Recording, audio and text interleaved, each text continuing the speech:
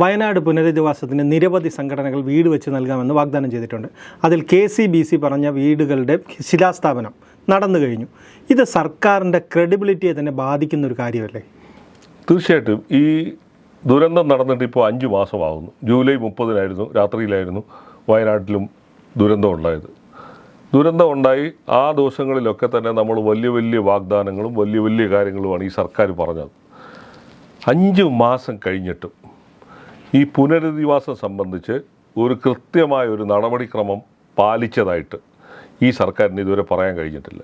സർക്കാർ ആദ്യം പറഞ്ഞിരുന്നത് ഞങ്ങൾ ഭൂമി കൊടുക്കും, വീട് വെച്ച് കൊടുക്കാൻ താല്പര്യമുള്ള ടൗൺഷിപ്പ് നിർമ്മിക്കും, അത് വീട് വെച്ച് കൊടുക്കാൻ തയ്യാറുള്ള സന്നദ്ധ സംഘടനകളൊക്കെ മുന്നോട്ട് വരണമെന്ന് ആഹ്വാനം ചെയ്തതിൻ്റെ വെളിച്ചത്തിലാണ് കേരളത്തിലെ ഏറ്റവും വലിയ ക്രൈസ്തവ സംഘടനയായ KCBC, പിന്നെ അതേപോലെ തന്നെ നിരവധി സംഘടനകൾ, സന്നദ്ധ സംഘടനകളൊക്കെ മുന്നോട്ട് വന്ന് വീട് വാഗ്ദാനം ഏതാണ്ട് 1000-ഓളം വീടുകളാണ്, 1100 വീടുകളോളമാണ് പണിഞ്ഞു കൊടുക്കാനായിട്ട് വാഗ്ദാനങ്ങൾ വന്നിരിക്കുന്നത്. പക്ഷേ ഈ സർക്കാർ, നമ്മുടെ സർക്കാർ, കേരളത്തിലെ സർക്കാർ ഈ ടൗൺഷിപ്പ് ഉണ്ടാക്കണം, അത് ചെയ്യണം, ഇത് ചെയ്യണമെന്ന് പറഞ്ഞതല്ലാതെ ഭൂമി ഏറ്റെടുത്ത് കൊടുക്കാനുള്ള ഒരു നടപടിയും ഇതുവരെയും ചെയ്തു. 4 മാസത്തോളം ഈ സംഘടനകൾ, 4 മാസമായിട്ട് ഈ സംഘടനകളെല്ലാം കാത്തിരിക്കുകയാണ്. കാരണം അവർ ഇതിനു വേണ്ടി പണം സമാഹരിച്ചിട്ടുണ്ട്. അത് ഈ പർപ്പസിനെ അവർക്ക് ചിലവഴിക്കാൻ പറ്റുള്ളൂ. അതുകൊണ്ടൊക്കെ തന്നെ ഇത് സർക്കാരിൻ്റെ അടുത്ത് ഭൂമി അനുവദിച്ച് തരണമെന്ന് പല സംഘടനകൾ ആവശ്യപ്പെട്ടു. ഒന്നും നടന്നില്ല. അവസാനം സഹി കെട്ടിട്ടാണ്, ഞാൻ വീണ്ടും ആവർത്തിക്കുന്നു, അവസാനം ഈ സർക്കാരിൻ്റെ പിടിപ്പ് കേടും സഹി കെട്ടിട്ടാണ് കേരള കത്തോലിക്ക മെത്രാൻ സമിതി ഇന്നലെ 100 വീടുകളുടെ ശിലാസ്ഥാപനം വയനാട്ടിലും, ഇന്ന് കുറേ വീടുകളുടെ ശിലാസ്ഥാപനം കോഴിക്കോട് വിലങ്ങാട്ടും അവർ നടത്തുകയാണ്. അപ്പോൾ ഇത് സർക്കാരിനെ സംബന്ധിച്ച് മുഖത്തടിയേറ്റ പോലാണ്.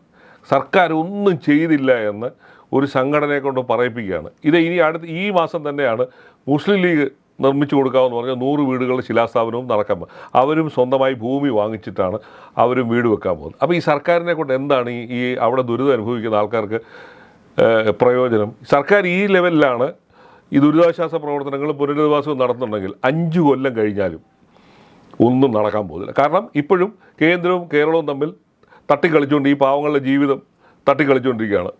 ഏതാണ്ട് 400-450 വീട്ടുകാരാണ് ഇപ്പോഴും ദുരിതാശ്വാസ ക്യാമ്പുകളിൽ കഴിയുന്നത്.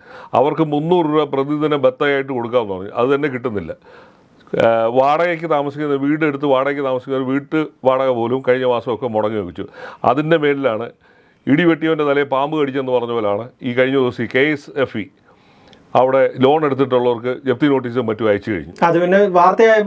അത് പിൻവലിച്ചു. ഓക്കെ, ഞാൻ പറഞ്ഞ സർക്കാരായിട്ട് ഒരു ആക്ഷനും നടക്കുന്നില്ല.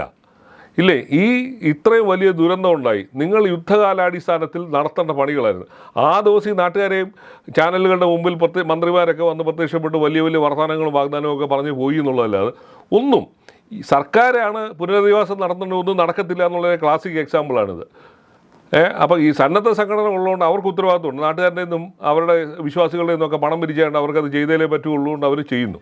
ഈ സന്നദ്ധ സംഘടനകൾ മാത്രമല്ല, ഈ കർണാടക സർക്കാർ, തെലങ്കാന സർക്കാരെല്ലാം ഇത്തരം വീടുകൾ വെച്ച് നൽകാമെന്ന് പറഞ്ഞിട്ടുണ്ടായിരുന്നു. അതിൽ കർണാടക സർക്കാർ കേരളത്തിന് എഴുതിയ കത്തിന് മറുപടി ലഭിച്ചില്ല എന്നൊരു കത്തും, അതൊരു വാർത്തയായപ്പോൾ മുഖ്യമന്ത്രി പറഞ്ഞത് രാഷ്ട്രീയ ലക്ഷ്യത്തോടെയുള്ള പ്രചരണമാണ്. അവർക്ക് എന്ത് രാഷ്ട്രീയ ലക്ഷ്യം? കേരളത്തിലെ കർണാടക സർക്കാർ ഇവിടെ വന്ന് എന്തെങ്കിലും കേരള സർക്കാരിനോട് എന്തെങ്കിലും രാഷ്ട്രീയ ലക്ഷ്യം ഉണ്ടാക്കാൻ പോകുന്നത്? നിങ്ങൾക്ക് അവർ സൗജന്യമായി ചെയ്തു തരാമെന്ന് പറഞ്ഞ ഒരു കാര്യത്തിന് ഒരു മറുപടി പോലും അയക്കാൻ മനസ്സില്ലാത്ത സർക്കാരാണ് ഇവിടെ ഇരിക്കുന്നു എന്നല്ലേ അതിൻ്റെ അർത്ഥം? അതിനെന്ത് രാഷ്ട്രീയം? ഇതേപോലെ തന്നെ തെലങ്കാന സർക്കാർ ഇതുപോലെ തന്നെ സന്നദ്ധ സംഘടന ഇപ്പം തന്നെ ഇതല്ലേ, ഞങ്ങൾ ഇനി കാത്തിരിക്കുന്നില്ല എന്നാണ് KCBC 6-ാം തീയതി പുറപ്പെടുവിച്ച പത്രക്കുറിപ്പിൽ പറയുന്നത്. ഞങ്ങൾക്കിനി സർക്കാരിൻ്റെ വാഗ്ദാനം കേട്ട് കാത്തിരിക്കാൻ മനസ്സില്ല, അതുകൊണ്ട് ഞങ്ങൾ നിർമ്മാണ പ്രവർത്തനത്തിലേക്ക് പോകുന്നു എന്നാണ് പറഞ്ഞത്. ഇതേപോലെ തന്നെയല്ലേ കർണാടക സർക്കാരും പറഞ്ഞത്. സർക്കാർ എന്ത് ചെയ്യുകയാണ്? എന്തുകൊണ്ട് ഭൂമി ഏറ്റെടുക്കുന്നില്ല?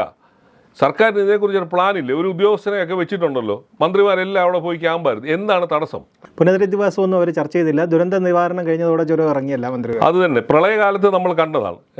ഇതേപോലെ റീബിൽഡ് കേരളയ്ക്ക് ചെയ്യും എന്ന് പറഞ്ഞു. 6 വർഷം കഴിഞ്ഞിട്ടും അന്ന് പറഞ്ഞ പദ്ധതികളിൽ 40% പോലും ഇതുവരെ പൂർത്തിയാക്കിയിട്ടില്ല.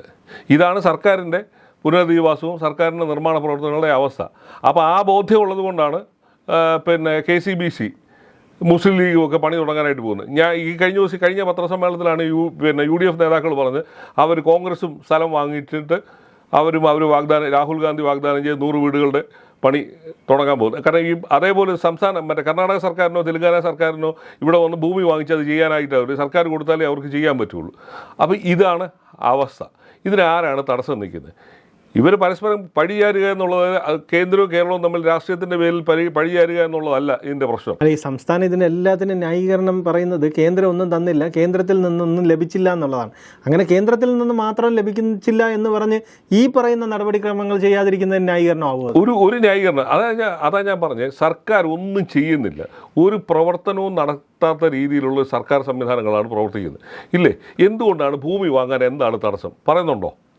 നിങ്ങളിപ്പോൾ എങ്ങനെയാണ് ഈ KCBC എന്ന് പറയുന്ന പ്രസ്ഥാനം എങ്ങനെയാണ് പോയി സ്ഥലം വാങ്ങിച്ച്?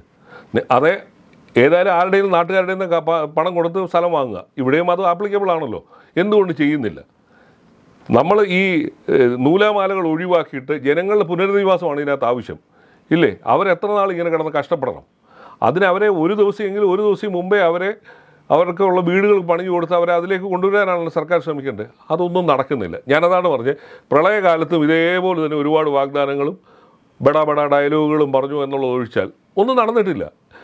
റീബിൽഡ് കേരളയുടെ വലിയ 5 സ്റ്റാർ ഫെസിലിറ്റീസൊക്കെ ഉള്ള ഓഫീസ് തിരുവനന്തപുരത്ത് സെക്രട്ടേറിയറ്റിനടുത്ത് എടുത്തിട്ടുണ്ട്. പക്ഷേ അതിനനുസരിച്ചുള്ള ഒരു പണിയും താഴെ തട്ടിലേക്ക് കണ്ടിട്ടില്ല, ഒന്നും നടക്കുന്നുമില്ല. അതാണ് പരമാർത്ഥം. അത് തന്നെയാണ് ഇവിടെ സംഭവിക്കാൻ പോകുന്നത്. ഇത് ഈ സന്നദ്ധ സംഘടനകളും രാഷ്ട്രീയ പാർട്ടികളും വാഗ്ദാനം ചെയ്ത് വീടുകൾ വല്ലതും വെച്ച് കൊടുത്താൽ കൊടുത്തു, അല്ലാതെ ടൗൺഷിപ്പൊക്കെ ഉണ്ടാക്കലൊക്കെ ഇനിയും ഏതായാലും ഈ സർക്കാരിൻ്റെ കാലത്ത് ഈ വീടിൻ്റെ പണികളൊന്നും പൂർത്തിയാക്കാനുള്ള ഒരു സാധ്യത നിലവിൽ കാണുന്നില്ല. പ്രഷ്യസ് ആയിട്ടുള്ള ഏറ്റവും വിലപിടിപ്പുള്ള 5 മാസം കഴിഞ്ഞു. 5 മാസം കഴിഞ്ഞിട്ടും ഒരടി പോലും ദുരിതാശ്വാസ പ്രവർത്തനത്തിൻ്റെ ഭാഗമായുള്ള പുനരധിവാസം നടത്താൻ ഈ സർക്കാരിന് കഴിഞ്ഞിട്ടില്ല. അപ്പോൾ ഇനി ഏത് കാലത്ത് ചെയ്യാനാ? ഒരു 2 മാസം കൂടെ കഴിയുമ്പോൾ 2-3 മാസം കൂടെ കഴിയുമ്പോഴത്തേക്ക് പഞ്ചായത്ത് തിരഞ്ഞെടുപ്പിൻ്റെ തിരക്കുകൾ വരും. പെരുമാറ്റച്ചട്ടം വന്നു കഴിയുമ്പോഴത്തേക്ക് ഒരു പണി നടക്കാൻ പോകുന്നില്ല. വീണ്ടും അത് കഴിഞ്ഞ് 2-3 മാസം കഴിഞ്ഞ് അല്ലെങ്കിൽ 4 മാസം കൂടെ കഴിയുമ്പോഴത്തേക്ക് സംസ്ഥാന നിയമസഭയിലേക്കുള്ള തിരഞ്ഞെടുപ്പുകൾ വരും. അപ്പോൾ ഒന്നും നടക്കാൻ പോകുന്നില്ല. അപ്പോൾ ഈ സർക്കാരിൻ്റെ കാലത്ത് വയനാട്ടിലെ പുനരധിവാസവും വീട് നിർമ്മാണങ്ങളും ഒന്നും നടക്കാൻ പോകുന്നില്ല എന്നുള്ളത് ഏതാണ്ട് ഇപ്പോൾ ഉറപ്പായി കഴിഞ്ഞു. കാരണം 5 മാസം കൊണ്ട് ഒന്നും ചെയ്തിട്ടില്ല. സമാനമായ സ്ഥിതിയാണ്. അപ്പോൾ മുസ്ലിം ലീഗിൻ്റെ വീട് നിർമ്മാണം ഈ അടുത്ത ദിവസങ്ങളിൽ തുടങ്ങുമെന്നാണ് മുസ്ലിം ലീഗിൻ്റെ സംസ്ഥാന കമ്മിറ്റി യോഗത്തിന് ശേഷം ആ സംഘടനയുടെ ഭാരവാഹികൾ പറഞ്ഞത്. കോൺഗ്രസ്സുകാർ കഴിഞ്ഞ ദിവസം പറയുന്നത് കേട്ട് അവർ ഭൂമി വാങ്ങിച്ച് കൊടുത്ത് രാഹുൽ ഗാന്ധി വാഗ്ദാനം ചെയ്ത് 100 വീടുകളുടെ നിർമ്മാണം തുടങ്ങുവാണ്. അപ്പോൾ ഏതാണ്ട് 300 വീടുകളുടെ പണി ആദ്യഘട്ടത്തിൽ തന്നെ ആരംഭിക്കുന്നു. പിന്നീട് ഈ പല സഭകൾ വാഗ്ദാനം ചെയ്ത് അവരെല്ലാം ഈ വസ്തു കിട്ടാൻ വേണ്ടി കാത്തിരിക്കുകയാണ്. ഏത് കാലത്ത് കിട്ടും? ഒരു ടൈം ഫ്രെയിം പോലും പറയുന്നില്ല. ഈ കഴിഞ്ഞ ദിവസം കർണാടക സർക്കാരിന് കൊടുത്ത മറുപടിക്കകത്ത് മുഖ്യമന്ത്രി പറഞ്ഞത് ടൗൺഷിപ്പ് നിർമ്മാണത്തെക്കുറിച്ചുള്ള ചർച്ചകൾ നടക്കുകയാണ്, എത്രയും പെട്ടെന്ന് നടക്കും. എത്ര പെട്ടെന്ന് 1 മാസം അല്ലെങ്കിൽ 1.5 മാസം എന്നൊരു ടൈം ഫ്രെയിം പോലും മുഖ്യമന്ത്രിക്ക് പറയാൻ പറ്റുന്നില്ല. അപ്പോൾ പിന്നെ അനിശ്ചിതാവസ്ഥയിലാണ് ഈ കാര്യങ്ങൾ പോകുന്നു എന്നുള്ളത് തന്നെയാണ് ഇതിനകത്തുനിന്ന് വ്യക്തമാകുന്നത്. ഇത് സർക്കാർ സത്യം പറഞ്ഞാൽ ഈ സംസ്ഥാനം ഭരിക്കുന്ന സർക്കാരിൻ്റെ വിശ്വാസ്യതയിൽ വലിയ തിരിച്ചടിയാണ്. ഇതുകൊണ്ട് തന്നെയാണ് ഈ ദുരിതാശ്വാസ നിധിയിലേക്ക് പണം കൊടുക്കണമെന്ന് പറഞ്ഞപ്പോൾ തന്നെ പല ഭാഗത്തു നിന്നും എതിർപ്പ് വരികയും ഇതിനെതിരെയുള്ള പ്രചരണങ്ങളൊക്കെ നടക്കുകയൊക്കെ ചെയ്തു. ഇതാണ് കാരണം. സർക്കാർ സംവിധാനങ്ങൾ എഴഞ്ഞെഴിഞ്ഞു പോകുന്നു, അല്ലെങ്കിൽ ഒന്നും കാര്യപ്രാപ്തിയോടുകൂടി നടക്കുന്നില്ല, കാര്യക്ഷമമായി നടക്കുന്നില്ല, സമയബന്ധിതമായി നടക്കുന്നില്ല എന്നുള്ള ജനങ്ങളുടെ ആരോപണം, ജനങ്ങളുടെ ആക്ഷേപം അത് ശരിവെക്കുന്ന തരത്തിലാണ് ഈ കാര്യങ്ങൾ പോകുന്നത്. ഇല്ലേ? എന്താണ് തടസ്സമെന്ന് പോലും പറയുന്നില്ല. ഈ 672 കോടി രൂപയോളം ദുരിതാശ്വാസ നിധിയിൽ ഇത് സംബന്ധിച്ച് കിട്ടിയിട്ടുണ്ട്. ആ പണം ഉപയോഗിച്ചുകൂടെ? ആ പണം ഉപയോഗിച്ച് ഭൂമി ഏറ്റെടുക്കുന്നവർക്ക് ഏതായാലും സൗജന്യമായി ഭൂമി ആരും വാഗ്ദാനം ചെയ്തിട്ടില്ല. എങ്കിൽ പണം കൊടുത്ത് ഭൂമി വാങ്ങിച്ച് പരിപാടികളിലേക്ക് ആരംഭിക്കണ്ടേ? ഇനി എത്ര നാളെടുക്കും? ഇനി ഈ സ്ഥലം നോട്ടിഫൈ ചെയ്ത് അത് സംബന്ധിച്ച് മറ്റ് നടപടിക്രമങ്ങൾ പൂർത്തിയായി വരണമെങ്കിൽ അടുത്ത 5 മാസം. ഇല്ലേ? അപ്പോൾ 1 വർഷം പൂർത്തിയാവും.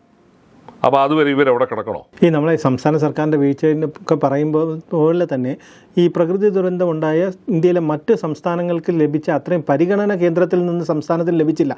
അതൊരു പ്രധാന ഘടകം തന്നെ. സത്യമാണ്.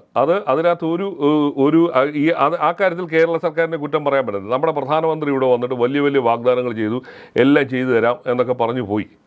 ഒന്നും നടന്നിട്ടില്ല. അതാണല്ലോ കേന്ദ്രം ഇട്ട് ഈ സർക്കാരിനെ ഞെരുക്കി, അല്ലെ ഈ മലയാളികളെ ഞെരുക്കി കൊല്ലുന്നതിന് തുല്യമായ പണികളാണ് അവിടെ നിന്ന് ഉണ്ടാകുന്നത്. ഒന്നും ചെയ്തിട്ടില്ല ഇതുവരെ പോലും. ഒരു ആശ്വാസകരമായ ഒരു നടപടിക്രമവും ഉണ്ടായിട്ടില്ല, ഒന്നും തന്നിട്ടില്ല. കാരണം കേരളത്തിലെ ജനങ്ങൾ ഇന്ത്യയുടെ ഭാഗമാണെന്ന് പോലും നമുക്ക് വിശ്വസിക്കാൻ കഴിയുന്ന ഒരു നീക്കവും ആ സർക്കാരിൻ്റെ ഭാഗത്തു നിന്നുണ്ടായില്ല. ഏറ്റവും രസകരമായ ഒരു സംഭവം കഴിഞ്ഞ ദിവസം ഈ സംസ്ഥാന ഗതാഗത വകുപ്പ് മന്ത്രി ഗണേഷ് കുമാർ നടത്തിയൊരു പത്രസമ്മേളനത്തിൽ അദ്ദേഹം പറഞ്ഞു, ഇവിടെ വന്ന എല്ലാത്തിനും പണം തിരിച്ച് ചോദിച്ചുകൊണ്ടിരിക്കുകയാണ്. രക്ഷാപ്രവർത്തനങ്ങൾ നടത്തിയതിൻ്റെ ഹെലികോപ്റ്ററിൻ്റെ ഒക്കെ പണം തിരിച്ച് സർക്കാർ ചോദിച്ചുകൊണ്ടിരിക്കുക. അദ്ദേഹം തമാശ രൂപേണ പറഞ്ഞൊരു കാര്യമുണ്ട്, ഇനി പ്രധാനമന്ത്രി ഇവിടെ വന്നൊരു കൊച്ചിനൊരു ഉമ്മ കൊടുത്തിട്ട് പോയി, ഇനി അതിൻ്റെ പൈസ ഇവിടെ കൊടുക്കേണ്ടി വരുമോന്ന്. അതാണ് കേന്ദ്രത്തിന് സംസ്ഥാന സർക്കാരിനുള്ള ആറ്റിറ്റ്യൂഡിനെ കുറിച്ചാണ് അദ്ദേഹം പറഞ്ഞത്. കേന്ദ്രത്തിൽ നിന്നുള്ള സമീപനം ഇതാണെങ്കിൽ ദുരിതാശ്വാസ ക്യാമ്പിൽ കിടക്കുന്നവർ വർഷങ്ങളോളം കിടക്കേണ്ടി വരുമെന്നുള്ള ഒരു സ്ഥിതിയാണ് വരുന്നത്.